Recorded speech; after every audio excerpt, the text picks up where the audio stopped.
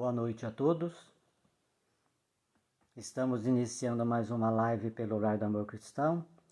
Meu nome é Mauro Gonçalves Pérez e eu devo agradecer a Deus, ao Lar por ter se lembrado de mim, aos colegas, ao que me atura, à diretoria do centro que me atura, aos alunos que a gente dá aula do Aprendiz do Evangelho que me suportam, e agradecer essa oportunidade, porque é uma coisa maravilhosa estar aqui com vocês. Honestamente, eu estou muito emocionado. Então vamos pedir a Deus, aos mentores espirituais, a assistência, o carinho, a compreensão, a assistência para que a gente possa dar para vocês informações boas, relevantes, otimistas, e que a gente possa aproveitar bastante este momento. Pai nosso que estás no céu, santificado seja o teu nome, venha o teu reino, seja feita a tua vontade, na terra como no céu. O pão nosso de cada dia dá-nos hoje. Perdoa nossas dívidas, como nós perdoamos nossos devedores. E não nos deixe, Senhor, cair em tentação. Livra-nos, Senhor, de todo mal, porque teu é o reino, o poder, a glória, para sempre, e assim seja. Je vous le dis en vérité, les temps sont arrivés où toutes choses doivent être rétablies dans leur sens véritable, pour dissiper les ténèbres, confondre les orgueilleux e glorifier les justes, l'esprit de vérité. Ou, como se vocês preferirem, eu vos digo em verdade, que os tempos são chegados em que todas as coisas serão restabelecidas no seu verdadeiro sentido, para dissipar as trevas, confundir os orgulhosos e glorificar os justos. Foi assim o Espírito da Verdade, foi assim que o Espiritismo, então, faz a sua introdução no mundo. E, no dia 18 de abril, nós temos, então, a comemoração dos 164 anos do lançamento do Livro dos Espíritos, numa pequena livraria de Paris, Donty, e era a primavera, e o sol batia na vitrine e iluminava um outro sol, que era o Livro dos Espíritos, trazendo para a humanidade uma nova religião, uma nova maneira de ver o mundo. O Livro dos Espíritos representa, então, um marco na história da religião, da filosofia e da ciência, porque o Livro dos Espíritos coloca para a gente, como o próprio enunciado do Espírito de Verdade diz, coloca as coisas em pratos limpos, de forma clara para a gente, o que nós somos, o que Jesus é, dá uma definição bem clara de Deus, que é a inteligência suprema do universo, causa primária de todas as coisas, de onde nós viemos e para onde nós vamos. O Livro dos Espíritos é uma coisa maravilhosa. O Espiritismo é uma religião que não surgiu de uma briga, de um confronto entre outras religiões. Nunca promoveu guerras, nenhum império econômico na Terra. Não tem igrejas, não tem velas, não tem cerimônias, liturgias, não tem profissionalismo religioso. O Espiritismo veio para restabelecer, então, a pureza do cristianismo. Jesus disse que não tinha nem o lugar onde colocar a sua cabeça, enquanto que os lobos e as raposas tinham onde os seus covis, E ele não tinha. Então, o que está acontecendo? O Espiritismo é uma religião maravilhosa. Estudem o Livro dos Espíritos, como foi dito ao Divaldo Pereira Franco. Leia o Livro dos Espíritos, Divaldo. Ele leu. Leia de novo. Ele leu de novo e leia de novo, leu 3 vezes, agora você vai estudar o Livro dos Espíritos, porque realmente, eu que nasci no Espiritismo, estou nessa religião há 68 anos, a gente quando lê sempre descobre coisas novas, implicações novas, porque o Espiritismo, ele se insere no padrão cultural do mundo, em todos os aspectos, porque a religião era uma coisa muito interessante, a verdadeira religião, pelo menos, ela se refere a todos os ramos do conhecimento. A religião não tem travas, não tem peias, a religião não fica isolada. Então, salve 18 de abril, que é o dia do espírita, que a gente comemora então o lançamento do Livro dos Espíritos na livraria Dantu, se é que vocês gostaram do biquinho, em Paris, a Cidade Luz. O Espiritismo surgiu num país maravilhoso, que é a França, né? O Espiritismo surgiu dentro da língua mais famosa, mais cultural da época, na cidade mais cultural da Europa inteira, tanto que as grandes mentalidades iam todas para Paris, por isso que é chamada a Cidade Luz, né? E em abril daquele ano de 1857, o Livro dos Espíritos surgiu, trazendo a luz que nos compete. E assim, ciência e religião se uniram ali à filosofia, trazendo para nós toda a compreensão. Em abril, naquele ano de 1000, ficou sendo então o dia do Espírita, o dia nosso que nós comemoramos a nossa querida religião, que a gente faz tanta força para se incorporar a ela, para se burilar, para se melhorar, para fazer aquilo que nós chamamos de reforma íntima, né? Que nunca termina. Mas hoje o tema da nossa live é uma pessoa extraordinária, chamada José Herculano Pires, nascido em Avaré, no dia 25 de 9 de 1914, na belíssima cidade de Avaré, rodeada de represas, a represa de Jurumirim, né? Uma cidade fundada em 1861, por sinal, né? E desde cedo ele teve dificuldades econômicas. Lutou, o pai dele era um farmacêutico, né? José Correia Pires, sua mãe Bonina Amaral Simonete Pires, ela era pianista, e por sinal Bonina é nome de uma flor, né? Ele é filho de uma flor e de um farmacêutico, olha que coisa interessante, né? Lutou com problemas econômicos desde cedo, assumiu a chefia da família. Aos 15 anos, ele fez o primeiro livro de poesias dele, Sonhos Azuis. E aos 8 anos de idade ele escreveu o primeiro soneto. Olha, eu quebro a cabeça para fazer um soneto, ele com 8 anos já tinha feito um, né? Que coisa absurda, né? E aí, em Avaré, ele funda o Clube Papai Noel para cuidar de crianças pobrezinhas. Então ele dividia a vida dele entre atividade social, estudo e trabalho, né? Escreveu seu primeiro soneto aos 8 anos, só consegue fazer um curso regular aos 40 anos de idade. Ele ganhou vários prêmios literários, fez filosofia na USP e depois mestrado. Teve uma vida de intenso trabalho, ele não tinha descanso, o Herculano Pires. Uma pessoa maravilhosa. Ele, do ponto de vista do espiritualismo, ele começou a gostar da teosofia, da Madame Blavatsky, né? Estudou muito teosofia. E ele gostava também do Jean-Paul Sartre, aquele filósofo francês que é existencialista, né? Um dos papas do existencialismo, mas ele achava que o Sartre ele era incompleto porque o Sartre era materialista, né? Faltava alguma coisa no Sartre, apesar de ele admirar muito, né? Ele gostava do mito da caverna do Platão. O mito da caverna, como vocês se lembram muito bem, é aquele pessoa que diz que o mundo real que nós vivemos não passa de um reflexo do mundo verdadeiro. São sombras projetadas no fundo de uma caverna. Quer dizer, isso remete ao mundo espiritual, que é o mundo real e verdadeiro, né? Então, ele gostava muito do mito da caverna. Depois nós vamos falar dos livros dele, que vai ser muito interessante. Ele inicia um trabalho aos 26 anos de idade. Ele começa um diário, ele faz um diário, começa a escrever um diário da vida dele. E ele começa a dividir a vida dele estudando química, física, matemática, história, português e francês. Aliás, ele fez traduções de obras de Kardec, né? Você vê que o cara não parava de estudar mesmo. Olha bem, física, química, matemática, história, português e francês.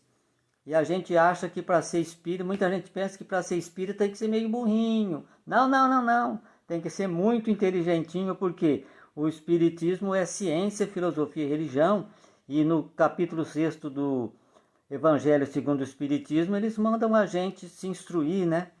Amar, o primeiro mandamento, instruir, eis o segundo, né? Ele utiliza a manhã para estudar, o dia para trabalhar e a noite para o trabalho social e a leitura. Todo esse estudo ele sabe que vai usar na propagação do Espiritismo. Os livros dele são maravilhosos, depois a gente vai falar aqui.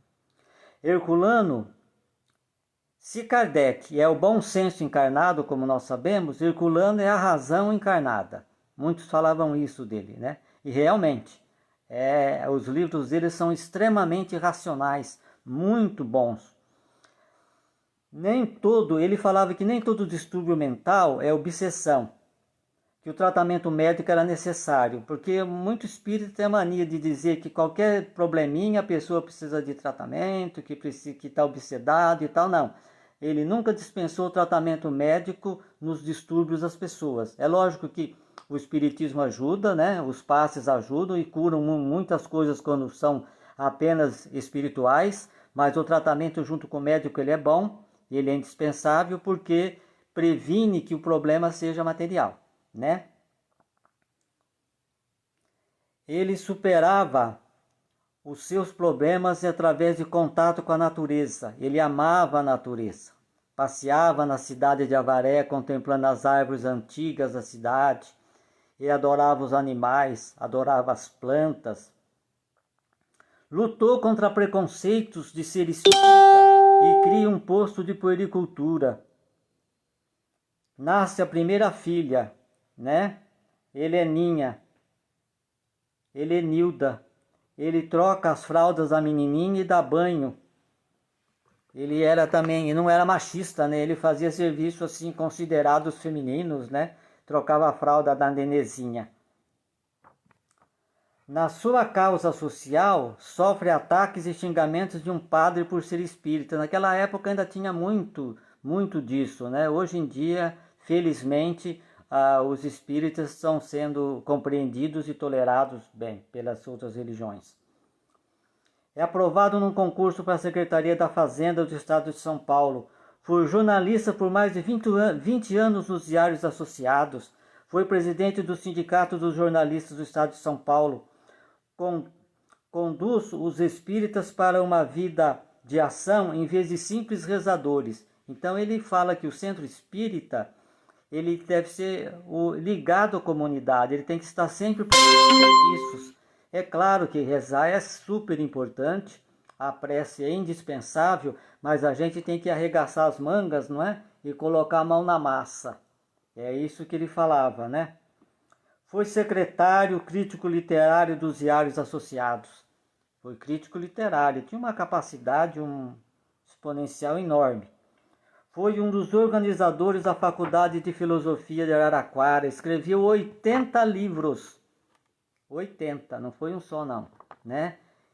De grande valor, ganhando prêmios literários por obras não doutrinárias. Tem gente que vem no espiritismo para ficar meio famoso, começa a escrever livro, tal, entendeu? Para angariar fama no meio espírita. Ele não, ele conseguiu fama fora do ambiente espírita também. Fundou a editora Paideia, que existe até hoje, lá na rua Doutor Bacelar, onde ele morava, sem fins lucrativos para divulgar a doutrina espírita. Grande parte dos livros deles é da editora Paideia. Preconizava que não deveríamos matar a fome do corpo apenas, mas ensinar e educar na visão espírita do mundo. Então a gente tem que matar a fome do corpo, sim, como o centro, nós estamos fornecendo cestas básicas, sempre fornecemos para os carentes, mas também a sede de conhecimento, o consolo espiritual, né, que a doutrina nos proporciona com a sua filosofia maravilhosa. Ele fundou um centro espírita na garagem da casa dele, depois foi transferido para perto da estação da Vila Mariana. Diz que o centro existe até hoje, só que ele não sobreviveu para ver a inauguração do centro. Ele tinha um coração de mãe. A casa dele morava um monte de gente, um monte de parentes, principalmente depois que morreu a sogra. Veio todo mundo morar com ele, né? Por guarda-chuva dele. E ele, coração de mãe, acatava todo mundo. Ele adotou uma empregada doméstica, né? Que viveu na casa por 40 anos até o desencarne dela. Gente fina, gente. Gente fina. Ele tinha uma predileção pelas pessoas pobres e humildes, gostava dos pobres, né? Nutria imensa benevolência para com as fraquezas humanas, que todos nós precisamos, né? E principalmente eu, né? Para as minhas fraquezas, né? A sua primeira palestra espírita foi numa cidadezinha chamada Ipauçu, de São Paulo. Mas o amigo dele, né, o senhor Pedro Amar, falou o seguinte: olha, Herculano, o negócio é o seguinte, você fez uma palestra boa, mas você falou mais de teosofia do que de espiritismo. Você precisa estudar mais. E foi o que ele fez, foi estudar mais. Morou em Cerqueira César, né? Ele morou em Marília também, onde nasce a Heloísa, que é a filha dele, que é militante do espiritismo, né? Até hoje. E é autora do livro que eu peguei esses dados. A Heloísa Pires, famosa, que vocês devem conhecer, né? Grande batalhadora do espiritismo. Ele organizou em Marília um congresso ecumênico com a participação de um pastor, de um padre e de um rabino. Ele unia todo mundo, com ele não tinha preconceito, né? Muda para São Paulo e depois ele ficou um tempo desempregado, vai trabalhar como secretário dos Diários Associados. A Heloísa nasce em Marília e em São Paulo nasce a Helenilda e nasce o Herculano, o filho dele. Na casa dele sempre tinha bastante gente, ele organizava serões, né? Aquelas reuniões noturnas onde o pessoal declamava, cantava, estudava a doutrina e era uma coisa muito divertida. Na rua Doutor Bacelar, aí na Vila Clementina, que vocês conhecem, né? O centro que ele fundou lá se chamava Carbar Schutel. E lá recebia mensagens para as pessoas, né? Mensagens dos filhos mortos, mensagem de consolo para as criaturas e parentes mortos, desencarnados, né? Eles recebiam as mensagens lá. Que mais? Herculano amava o Natal, né? Ele comprava presente para todo mundo e ele adorava dar livros. Um dos filhos dele não lia livro, mas ele dava todo ano o mesmo livro, só para dar indireta para o filho ler. E o filho depois pegou o gosto pela leitura. E ele também gostava muito de música clássica, Beethoven, né? Ouvia música clássica. Amava os animais. Uma vez ele encontrou um sapo na rua Pedro de Toledo machucado. Ele levou o sapo para casa e pingava colírio no sapo, até o sapo sarar, né? Amava as flores. Aos domingos ele ia na feira e trazia uma baçada de flores para a esposa dele, a Virgínia. Plantou um pé de manacá, aquela flor que dá branca e vai ficando roxinha, né? Que existe até hoje, dizem lá na rua Doutor Bacelar, esse pé de manacá. Adorava passear pelos jardins.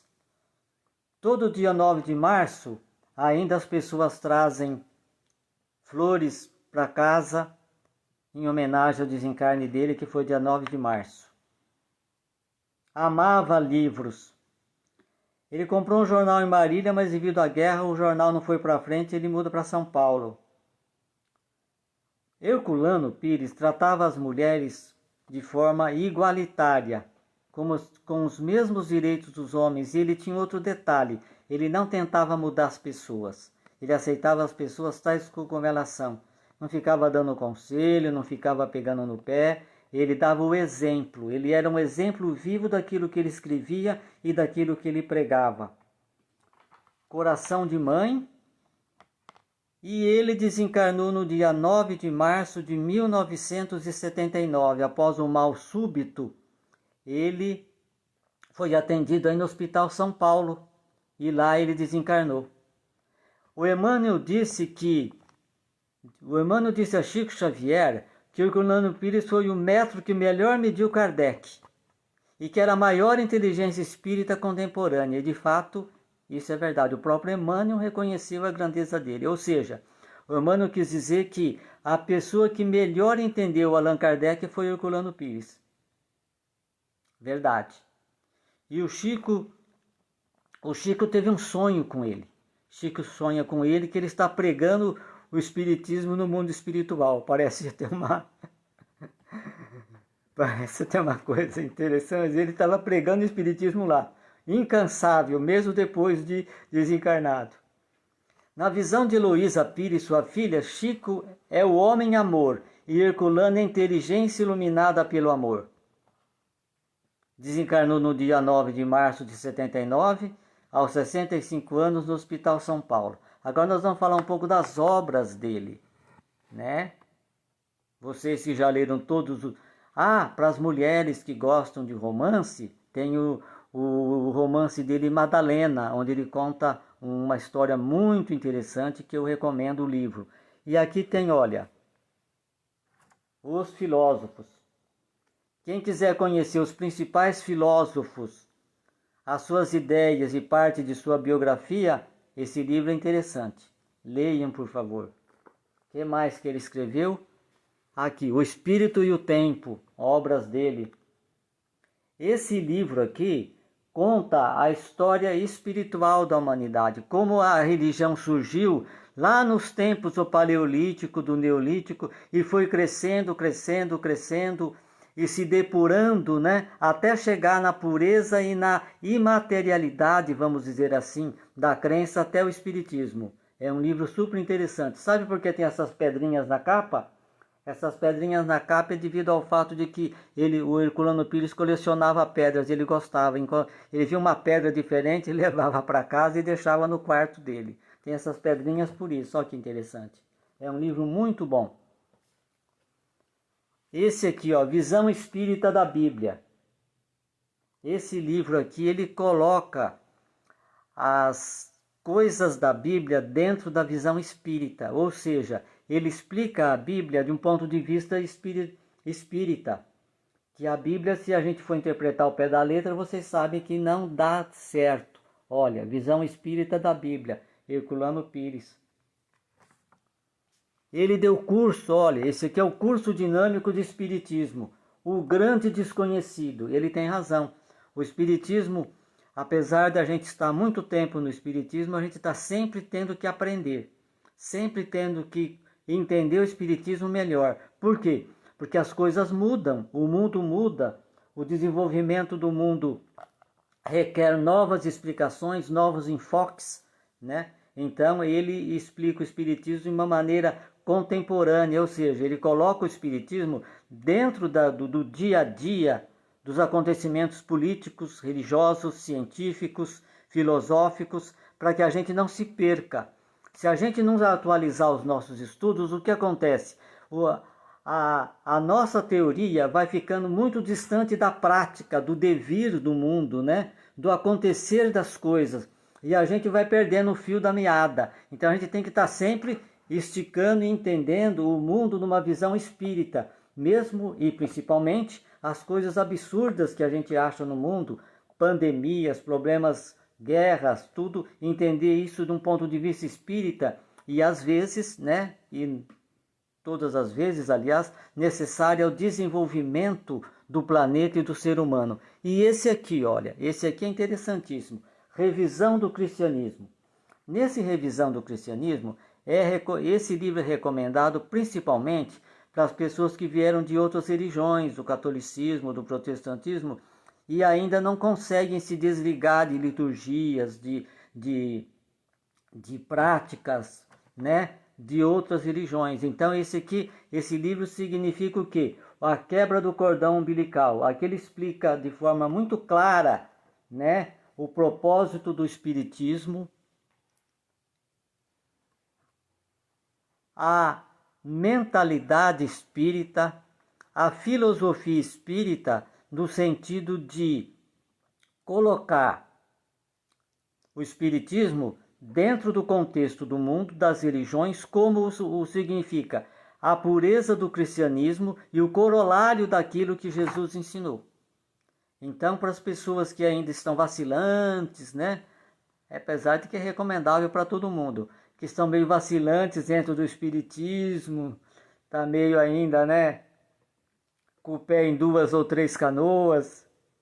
3 não pode, né, porque não tem 3 pés, né, gente? Em 2 canoas, não é isso? E então esse livro é muito recomendado, ó, Revisão do Cristianismo. Tudo isso são leituras muito gratificantes, muito maravilhosas e que são altamente recomendáveis. E para quem gosta dos romances, ele também tem romances na bibliografia dele, poesia. Então tem muita coisa boa do Herculano Pires. Então, gente, era isso que eu queria falar para vocês. Eu espero que vocês tenham gostado, que vocês tenham conhecido mais um ilustre espírita, porque o espiritismo está cheio de gente boa e vai ter mais biografias para vocês proximamente, de pessoas que realmente deram um exemplo de vida maravilhoso, e eu espero que vocês leiam alguns livros dele, né? Meditem, porque o Herculano Pires é feito para ser meditado, não é uma leitura assim descartável. O livro dele não é um livro que você lê e descarta, é um livro que você vai guardar e vai reler. É um livro para ser lido e relido. E se a gente fosse, se seria útil fazer isso também, criar uma hierarquia de leitura, a gente poderia dizer, isso é só uma suposição. A primeira coisa que nós devemos ler seria o Allan Kardec, evidentemente. Depois, nós leríamos as obras do Emmanuel e do André Luiz, evidentemente. E, em seguida, eu acho que as obras que a gente deveria ler seriam as obras do Herculano Pires, de tão lúcidas e maravilhosas que são. Embora os livros deles possam parecer um tanto sofisticados, o Herculano Pires era uma pessoa extremamente simples. A cultura dele era uma cultura fantástica. Ele traduziu, e vocês devem ter, obras do Kardec também, né, gente? Então eu agradeço a atenção de vocês, agradeço mais uma vez o Lar do Amor Cristão ter me chamado. Desculpem as falhas, as minhas interrupções, e que eu agradeço a atenção imensa de vocês e que Deus nos abençoe. E agora nós vamos fazer as nossas vibrações para esse mundo que está tão complicado, né, gente? Vamos orar para o nosso irmão Manolo Quesada, que partiu, que ele possa ser recebido como já foi, com galhardia no plano espiritual, um grande irmão, um grande trabalhador da doutrina. Para todos que estão entubados, para os hospitais, para que a mentalidade dos nossos dirigentes melhore no combate a esse mal e do mundo inteiro, que a gente possa mais uma vez criar em nossos lares, em nossos corações, o senso de responsabilidade, de humildade, de desprendimento, e que tudo isso sirva para que a gente entenda que daqui nós não somos, que nós somos passageiros da vida, da matéria e do tempo. Somos viajores do tempo, como diz aquele livro. E que nós possamos lembrar dos desvalidos, das pessoas que estão passando fome, literalmente fome, dos nossos parentes, e que a gente guarde todos os abraços, a nossa ternura, toda o nosso amor, para quando a necessidade se fizer mais forte. E esse momento está chegando na humanidade, já chegou. E vamos pedir a Deus, ao nosso Mestre, que ilumine o nosso planeta, ilumine as nossas almas e nos dê a grandeza da humildade, a rocha da fé, as verdes folhas da esperança e os frutos da caridade, para que possamos ser úteis e justificar o espaço que ocupamos, o ar que respiramos, o alimento que ingerimos. E assim, vamos fazer a prece que Jesus nos deixou, agradecendo, agradecendo e agradecendo. Pai nosso que estás no céu, santificado seja o teu nome. Venha o teu reino. Seja feita a tua vontade, na terra como no céu. O pão nosso de cada dia nos dai hoje.